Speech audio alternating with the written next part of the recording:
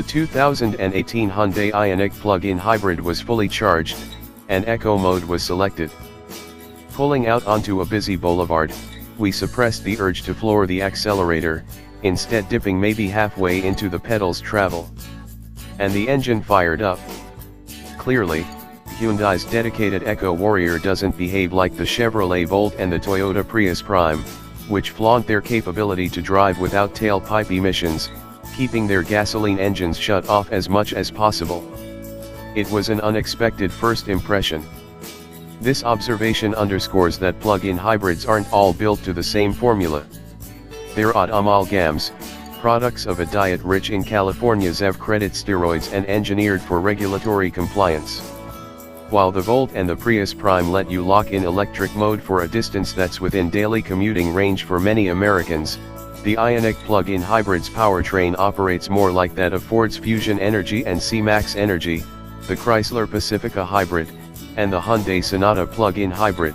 The gasoline engine definitely fires up less often than in a standard hybrid, but the boundaries are blurred.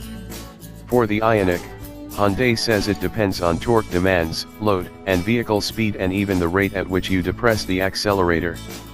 Provided you're okay with that concept, this is a very pleasant driving car that applies the charge you put in the battery toward getting as many miles as possible out of what is in the fuel tank. Just as in the Hyundai Ioniq Hybrid, the plug-in has a 104 HP 1.6-liter Atkinson cycle inline-4 that claims 40% thermal efficiency.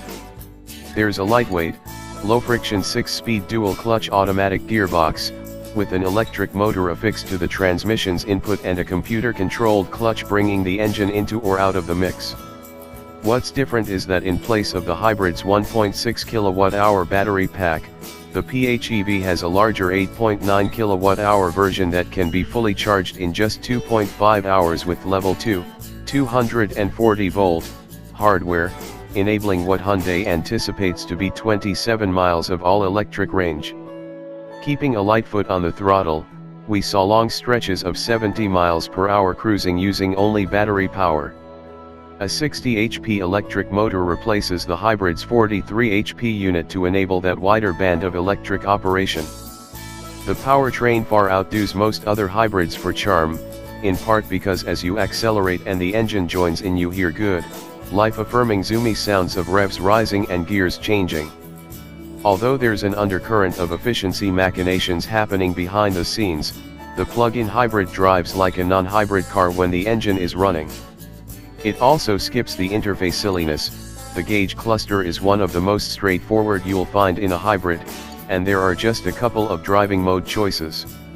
If you want to save some battery charge for later, there's an HEV mode that runs the gasoline engine a lot more as though the charge were depleted.